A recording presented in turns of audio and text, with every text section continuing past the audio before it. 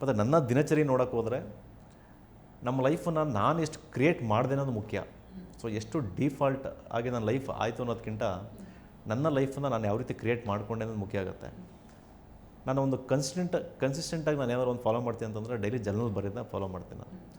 So ನನ್ನ daily ಬೆಳಿಗ್ಗೆ ಎದ್ದು ನನ್ನ ಜರ್ನಲ್ ಬರೀಬೇಕಾದ್ರೆ ಸೊ ಇವತ್ತಿನ ದಿನ ನಾನು ಯಾವ ರೀತಿ ನಾನು ಕಳಿಬೇಕು, ನನ್ನ ಮೀಟಿಂಗ್ಸ್ ಏನು, ಸೊ ನಾನು ಯಾರನ್ನ ಮೀಟ್ ಮಾಡ್ತೀನಿ ಇವತ್ತು, ಸೊ ನಾನು ಮಾಡ್ತಕ್ಕಂಥ ಇವತ್ತು ಯಾವುದೇ ಆ್ಯಕ್ಷನ್ಸ್ ನನ್ನ ಡ್ರೀಮ್ಗೆ ಯಾವ ರೀತಿ ಇದು ನನ್ನ ಆ್ಯಕ್ಷನ್ಸ್ಗಳು ನನ್ನ ಡ್ರೀಮ್ನ ಫುಲ್ಫಿಲ್ ಮಾಡುತ್ತೆ ನೋಡ್ತೀನಿ. ಯಾಕಂತಂದರೆ ನಮ್ಮ ಡ್ರೀಮ್ ಒಂದಿದ್ದು ನಮ್ಮ ಆ್ಯಕ್ಷನ್ಸ್ ಬೇರೆ ಇದ್ದರೆ ನಾವು ಖಂಡಿತ ನಮ್ಮ ಡ್ರೀಮ್ನ ನಾವು ಅಚೀವ್ ಮಾಡೋಕ್ಕಾಗಲ್ಲ. ಆ ಡ್ರೀಮ್ ಬರೀ ಡ್ರೀಮಾಗಿ ಉಳ್ಕೊಳ್ಳೋ ಚಾನ್ಸಸ್ ಇರುತ್ತೆ. ಸೊ ಡೈರಿ ಬರೀ ಅಭ್ಯಾಸ ಇದೆ ಆ್ಯಂಡ್ ಪ್ಲಾನಿಂಗ್ಸ್ ಮಾಡ್ಕೊಳ್ತೀರಾ ಎವ್ರಿಡೇ? ಖಂಡಿತ ಎವ್ರಿಡೇ ಮಾರ್ನಿಂಗ್ ರುಟೀನ್ ಪ್ಲ್ಯಾನಿಂಗು ಮತ್ತು night so before sleeping completion ಅಂತೇಳಿ ನಾವು ಡೇನ ರಿವ್ಯೂ ಮಾಡ್ಕೊಳ್ತೀನಿ ನಾನು.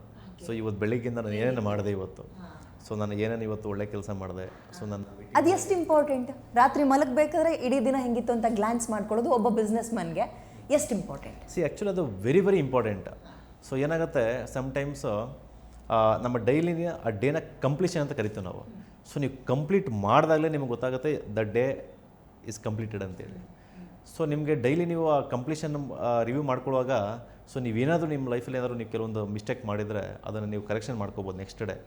Okay, so I spend my day something like this. ಒಬ್ಬ ಲೀಡರ್ ಆದವನು ತುಂಬ ಅಟ್ರಾಕ್ಟಿವ್ ಆಗಿ ಕಾಣಬೇಕು ಅಂದರೆ ಆ್ಯಂಡ್ ಅವರ ಲೈಫ್ ಸ್ಟೈಲ್ ಕೂಡ ತುಂಬ ಅಟ್ರಾಕ್ಟಿವ್ ಆಗಿರಬೇಕು ಅಂತ ನಾನು ಕೇಳ್ಪಟ್ಟಿದ್ದೀನಿ.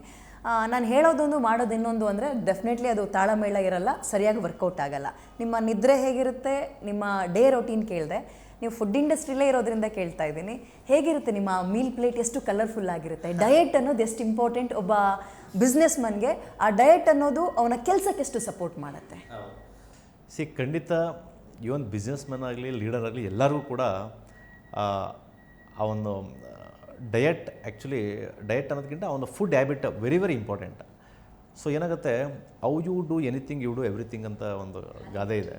ಸೊ ನೀವೇನನ್ನ ಯಾವ ರೀತಿ ಮಾಡ್ತೀರೋ ಅದೇ ಥರ ಎಲ್ಲರೂ ನೀವು ಮಾಡ್ತೀರ ಅಂತೇಳಿ.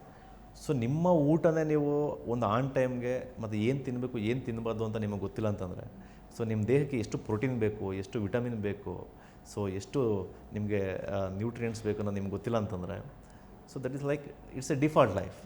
ಸೊ ನಿಮ್ಮನ್ನು ನೀವು ಮ್ಯಾನೇಜ್ ಮಾಡೋದು ಕಲ್ತ್ರೆ ಸೊ ನಿಮ್ಮನ್ನು ನಿಮ್ಮ ಟೈಮ್ ಜೊತೆ ಮ್ಯಾನೇಜ್ ಮಾಡ್ಬೋದು. ಈಗ ನೀವು ಎಷ್ಟೋ ಕಡೆ ಕೇಳಿರ್ಬೋದು ನಮಗೆ ಟೈಮೇ ಇಲ್ಲ ಅಂತ ಹೇಳ್ತಾರೆ. ಸೊ ಎಲ್ಲರಿಗೂ 24 ಗಂಟೆನೇ. ಈ ಒಂದು ರಿಚೆಸ್ಟ್ ಪರ್ಸನ್ ಕೂಡ 24 hours, even for the every one for the ಏನು ಹಣ ಕೊಟ್ಟು ಕೊಂಡ್ಕೊಳ್ಳೋಕ್ಕಾಗಲ್ಲ ಅಂದರೆ ಒಂದು ಆರೋಗ್ಯ, ಇನ್ನೊಂದು ಟೈಮ್. ಹೌದು. ಸೊ ಇಲ್ಲಿ ನಾವೇನು ಹೇಳ್ತೀವಿ ಯಾವಾಗಲೂ ಟೈಮ್ನ ಮ್ಯಾನೇಜ್ಮೆಂಟ್ ಅನ್ನೋದು ಎಲ್ಲೂ ಇಲ್ಲ. ಸೊ ಟೈಮ್ ಜೊತೆ ನಮ್ಮನ್ನು ನಾವು ಹೇಗೆ ಮ್ಯಾನೇಜ್ ಮಾಡ್ತೀವಿ ಅನ್ನೋದು ವೆರಿ ವೆರಿ ಇಂಪಾರ್ಟೆಂಟ್. ಸೊ ಎಲ್ಲರಿಗೂ 24 hours ಇದೆ.